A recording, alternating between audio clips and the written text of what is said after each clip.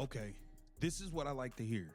This is what I like to hear. I'm all in. I'm all in on this move. I've been saying I want to see Caitlin Clark train with some new higher level elite training. I want her to get the hell away from Indiana as far as training. I don't want her practicing with Stephanie White. I don't want her working with the Indiana Fever training staff, even though they're getting a new senior advisor and all that. I don't want none of that. I think there's a few things that Caitlin, if she add these few things to her bag, she's definitely unstoppable. Chris Brickley, legendary. The revelation hit like a thunderbolt, confirming the whispers that have swirled for months. Chris Brickley, the legendary NBA trainer who sculpted the games of LeBron James, Carmelo Anthony, and Jimmy Butler, just exposed a shocking truth. The Indiana Fever asterisk blocked asterisk Caitlin Clark from working with him last summer. This isn't just about missed workouts. It's about an organization denying their generational star access to elite transformative training that could have elevated her game to an untouchable level even faster. The implications are seismic, leaving fans to wonder what might have been and what critical developmental opportunities were sacrificed on the altar of team control. This stunning admission shatters the silence around Clark's crucial offseason, unveiling a clash between player growth and organizational directives that has ignited a firestorm across the league. So today we got a really interesting clip from Chris Brickley, who is one of the top trainers in the entire world. And like, he is somebody that has trained a lot of NBA players. Like, he's Jimmy Butler is one of his clients. He's like, his first client was Carmelo Anthony. He is genuinely one of the top trainers. I will say this though, I don't know how much of a difference individual trainers make.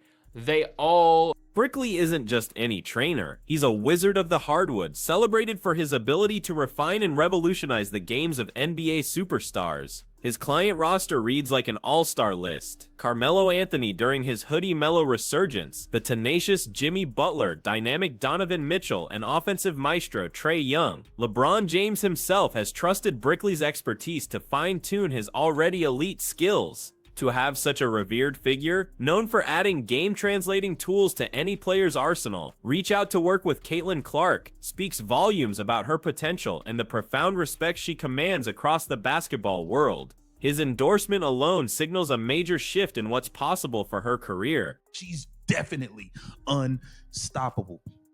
Chris Brickley, legendary NBA trainer working with the likes of Carmelo Anthony. When y'all saw Carmelo Anthony lose all that weight and get in shape, Hoodie Melo, he worked with Carmelo Anthony, Jimmy Butler, Donovan Mitchell, Trae Young, LeBron James, the best of the best, creme de la creme. He helps add things to your bag that translate to the game.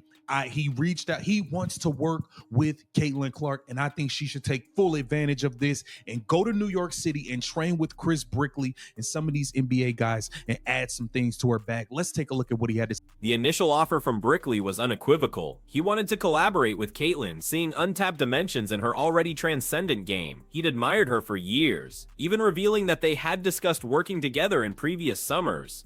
Brickley recognized her as a talent capable of reaching unprecedented heights, specifically stating she could become unguardable with the right adjustments. His admiration wasn't just praise, it was a professional assessment, an invitation to unlock a new tier of dominance. This was a direct, invaluable opportunity for Clark to train with the very best, an offer that rarely comes along for any player, let alone a rookie. Oh, I don't know how much of a difference individual trainers make. They all do the same shit. I think the real difference with these trainers is who you play against. Like, I know, I have a friend who was really like he was like he was one of the best players in the American East Conference at D1. I think he was all conference team twice. Like, he wasn't this like NBA level guy, but a really good D1 level player. He used to spend his summers with Drew Hanlon, and he would like... But there was a significant catch, a non-negotiable condition from the Indiana Fever that effectively derailed the plan for last summer. Brickley explained that while they initially aimed to work together, he would have been required to travel to Indianapolis. The team's policy he respected dictated that young players on their roster must work out at the team's practice facility. This mandate, seemingly innocuous, meant Clark couldn't go to Brickley's elite New York City base, stripping the proposed collaboration of its most potent advantages and forcing Brickley into an untenable position to fully deliver his specialized training.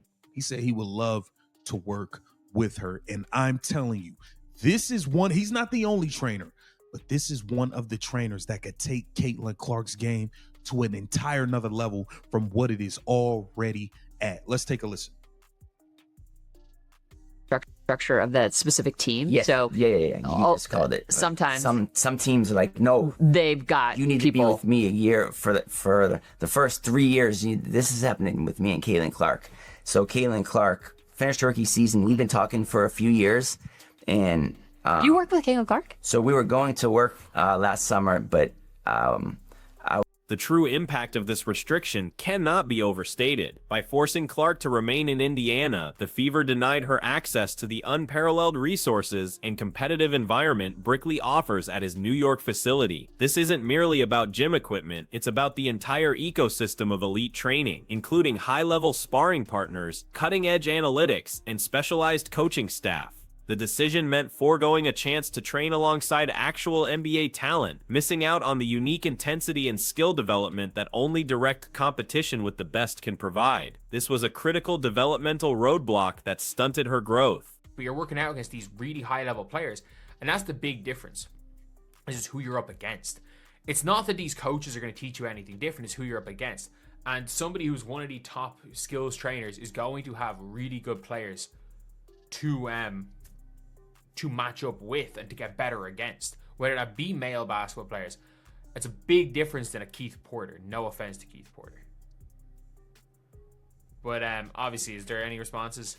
Let's listen to this. yeah. You just called it. Sometimes some teams are like, no, they've got you need people. to be with me a year for the first 3 years. This is happening with me and Caitlin Clark. The contrast between Brickley's pedigree and the Fever's training staff is stark and unsettling. The team's trainer, Keith Porter, was mentioned, with a pointed reference to him having torn his Achilles, raising questions about his personal physical readiness. His biggest client was humorously noted as Aliyah Boston, and his primary achievement was depicted as making another player appear competent at basketball. This comparison, though harsh, highlights the immense gap between the global reputation and proven results of Chris Brickley versus the relatively obscure experience of the Fever's internal trainers, fueling public outcry over the missed opportunity. Here for the first 3 years, this is happening with me and Caitlin Clark. So Caitlin Clark finished her rookie season. We've been talking for a few years, and You work with Caitlin Clark? so we were going to work last summer, but I was gonna have to go to Indianapolis, and I respect it. Like when you're young on your team, you work out at your practice facility. Yeah. So I'm hoping now this season, this off season, I love it. I'm hoping that she'll come to New York and we'll get some work. And Bro, leave Caitlin, leave Indiana this summer. You need to take your ass to New York City and What was lost in this mandated isolation? Brickley's expertise is in adding specific high-level skills that translate directly to game dominance. He specializes in developing an elite isolation game, crucial for Clark to break down defenders without constant ball screens, minimizing blitzes and double teams. He also focuses on improving finishes around the basket, an area where Clark can undoubtedly grow. Imagine her adding James Harden's creative space creation, step backs, and side steps, skills Brickley taught. These are the nuanced, game-changing tools that transform a star into an unguardable force, all withheld due to the team's restrictive stance. me a year for the first 3 years. This is happening with me and Caitlin Clark. So Caitlin Clark finished her rookie season. We've been talking for a few years, and You work with Caitlin Clark? so we were going to work last summer, but I was gonna have to go to Indianapolis. And I respect it. Like when you're young on your team, you work out at your practice facility. And the amount of people are like, if he wants to work out with Caitlin Clark, he has to go to Indianapolis. You want, like, realistically, you don't want to be in Indianapolis. You want to be where his base is, so you can get all the facilities. You can get all the benefits of that. That's who you're working out against. Beneath the surface of this decision lies a troubling organizational philosophy within the Fever. Critics suggest the team harbors a belief that Caitlin Clark, despite her unprecedented impact, is not bigger in the program. This implies a desire for control, a refusal to acknowledge her unique status and the exceptional needs of a generational talent. Instead of fostering her growth through the best available resources, the organization's stance seems rooted in maintaining internal hierarchy, possibly viewing any external training as an affront to their own authority, rather than an investment in their most valuable asset. Bro, Caitlin, leave Indiana this summer. You need to take your ass to New York City and put that work in with Chris Brickley. I'm telling you, he's going to help take her game to the next level. Forget working out with Austin Kelly and Stephanie White. What's the dude, the trainer? He cool, black dude. He cool. He tore his Achilles too. Like, how the training staff tearing their Achilles and all types of stuff. I'm cool on all that. Forget all this working out in empty gyms. We need you doing that, and we need 5-on-5 bump. Chris Brickley is gonna have Caitlin Clark.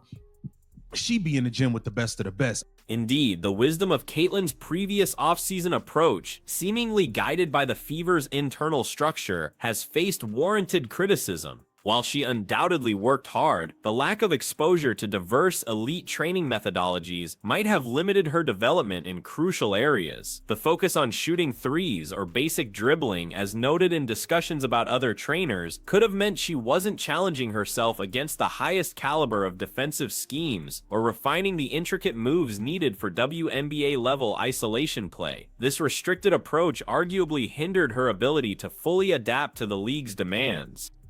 It does take away a lot of that. So obviously the Indiana Fever were not letting Caitlin go train in New York last year.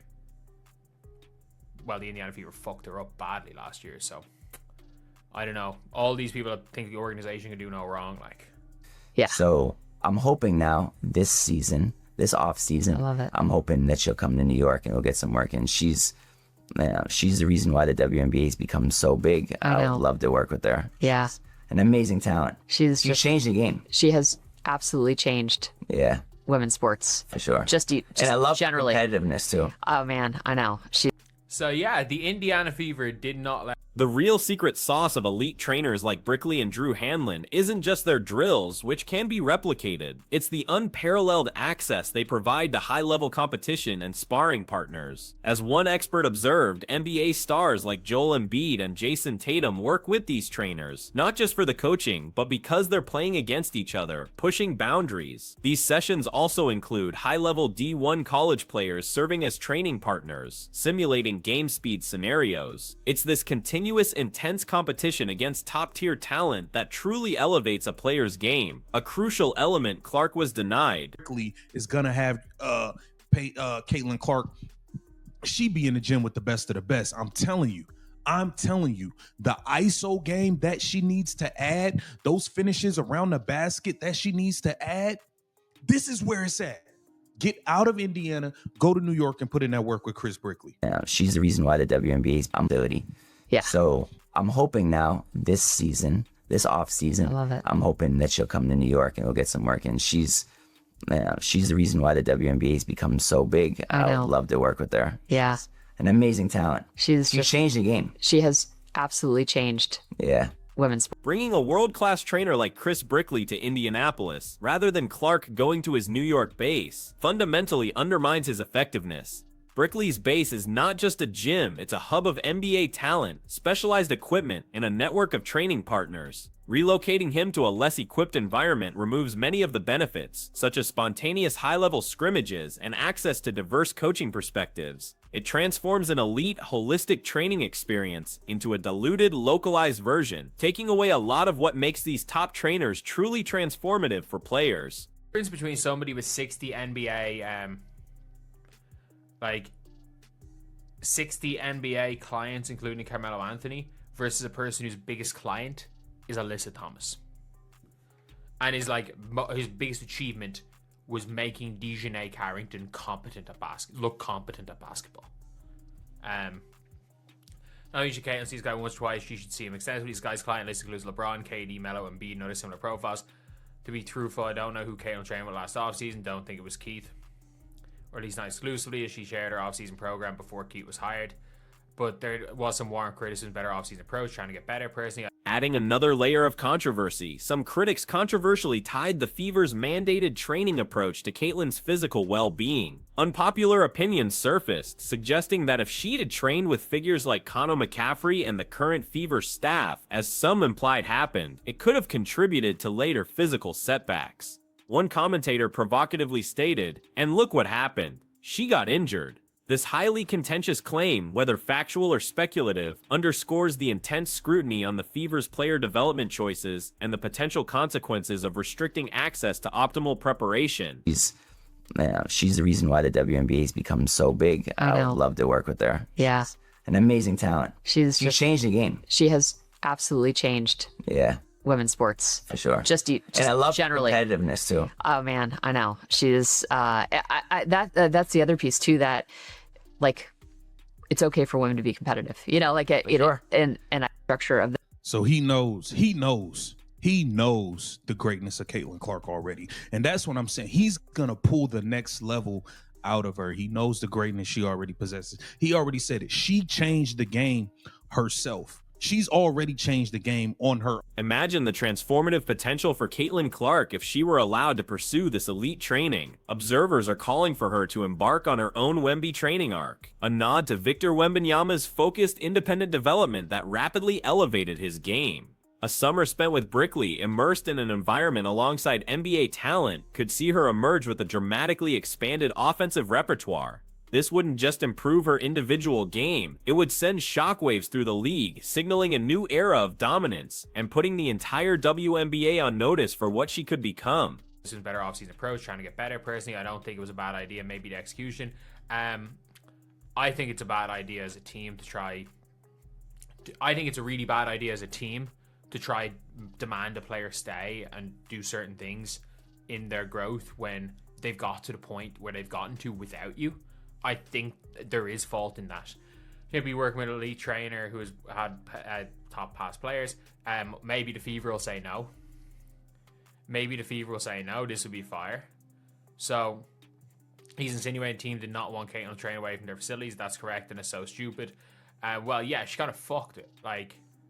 The pressure on Caitlin Clark to evolve her game is immense, a reality amplified by the grueling demands of her rookie season. The WNBA is a league of elite athletes, and simply relying on collegiate skills won't suffice for long-term dominance. She needs to refine her body, expand her offensive tools, and adapt to the physical and strategic challenges of professional play. This offseason isn't just about rest, it's a critical window for growth, where the right training decisions can define the trajectory of her career for years to come, making the stakes incredibly high for her next move. Last 4 or 5 trainers, because they just wanted to shoot threes with them, and they just wanted to work on dribble, and then different shots be going. So the paint, his big Jimmy Butler thing is, if I'm making those shots around the paint, then all my other shots are gonna be going. So if you actually were to watch a game, and he starts the game off and he makes a few shots around the paint, he's gonna have a hot night that night. His big thing, why these? You know what I'm saying? Jimmy Butler, James Harden. Come on, man. It's really cool.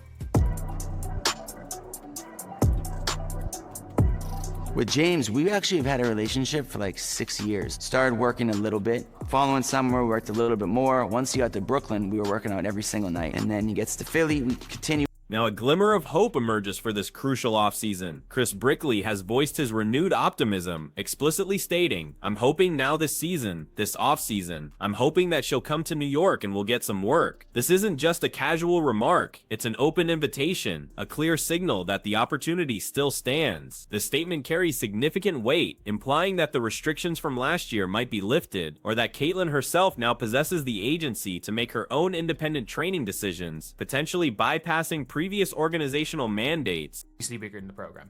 I think they are bigger than her, more important than her, which is not the case. You gotta know your place. And the Fever hierarchy goes Caitlin, Herb Simon, Aaliyah Boston, Stephanie White, Aaliyah Boston, Kelsey Mitchell, Lexi Hull, Kelly Krauskopf, Amber Cox. You gotta be honest. But yeah, anyway, I'll see you guys. The landscape around the Indiana Fever and Caitlin Clark has shifted dramatically since last season. With a full WNBA year under her belt, Clark's undeniable impact on league viewership, attendance, and overall popularity has solidified her position as the most important figure in women's basketball.